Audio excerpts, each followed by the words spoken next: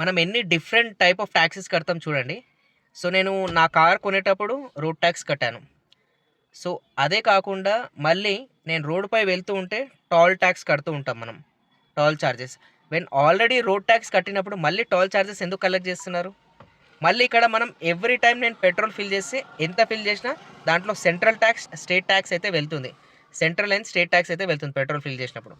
అదే కాకుండా నేను కార్‌ని సర్వీస్ చేపిస్తే మళ్ళీ సర్వీస్ చేసినందుకు ఎస్‌జీఎస్టీ, సీజీఎస్టీ అనే మళ్ళీ సెపరేట్ టాక్స్ అయితే కలెక్ట్ చేస్తారు సర్వీస్ సెంటర్ వాళ్ళు.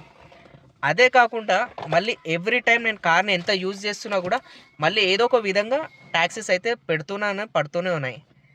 సో, మనం ఎవ్రీ ఇయర్ మనం ఇన్స్యూరెన్స్, కార్ రిలేటెడ్ ఏమున్నా కూడా మళ్ళీ దానికి టాక్సెస్ అయితే పే చేస్తూనే ఉన్నాం.